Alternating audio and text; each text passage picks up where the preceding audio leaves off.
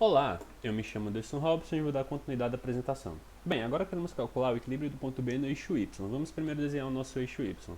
Sabemos que as forças que atuam em Y com relação ao ponto B serão, primeiro, o nosso FBCY, que vai ser a projeção da força BCY, nosso FBEY, que é a projeção da força BE em Y, e vamos calcular agora a resultante. Bem, sabemos primeiro que as duas forças são iguais em módulo. Por quê? Porque o sistema não está nem indo para cima nem indo para baixo. Logo, elas são iguais e a somatória delas é zero.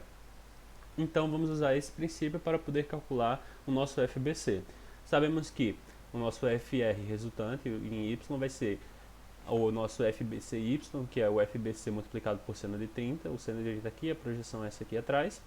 O nosso FBEY vai ser o nosso FBE multiplicado pelo seno do ângulo. Aí você me pergunta por que tem 4 quintos. Bem, aqui dentro temos um triângulo retângulo que ele é proporcional a esse triângulo retângulo maior. Então, se eu tenho um seno aqui, eu sei que o seno é cateto oposto sobre a hipotenusa, logo, esse ângulo interno também vai ser o cateto oposto sobre a hipotenusa, que é equivalente, os dois ângulos são iguais. Então, se o ângulo daqui, o seno, é o 4 quintos, o daqui de fora também será 4 quintos. Dessa forma, vamos apenas isolar agora o nosso FBC, que é o que queremos descobrir, e vamos obter um resultado de 1,3957. Da mesma forma, vamos fazer esse mesmo raciocínio para o nosso eixo X. Vamos desenhar aqui o eixo X e vamos ver as forças que estão atuando no eixo X. Vamos ter primeiro essa primeira força, que é o FBCX, que é a projeção de BC em X. Vamos ter o nosso FBEX, que é a projeção de FBE em X. E vamos ter o nosso FBAX, que é a projeção, que na verdade não tem nem projeção, é a própria força. Então sabemos o seguinte, sabemos da mesma forma que a somatória dela vai ser igual a zero, a força resultante. Então, o nosso FBCX vai ser equivalente ao nosso FBC cosseno de 30, que é o cateto adjacente sobre a hipotenusa. Vamos também colocar aqui, pois sabemos que o nosso FBEX vai ser o nosso FBE, da mesma forma que eu usei anteriormente. Aqui vamos ter o nosso cateto adjacente, 3, sobre a nossa hipotenusa, 5.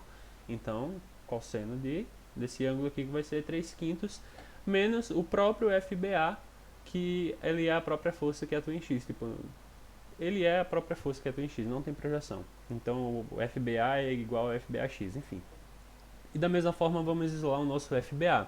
Isolando o nosso FBA, vamos obter um resultado de 1,7320.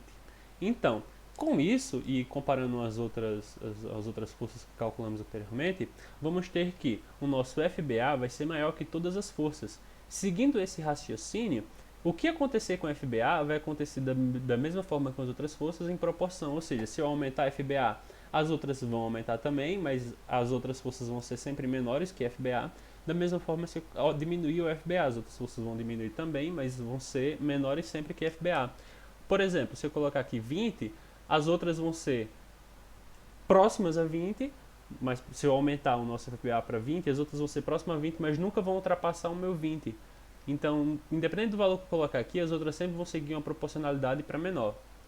Então, o nosso FBA, se igualarmos ele a 0,5 kN, ou seja, 500 newtons, vamos ter a seguinte expressão. E com isso, isolando o nosso peso, vamos ter que o nosso peso vai ser 288,9 newtons. E com isso eu encerro a apresentação. Obrigado.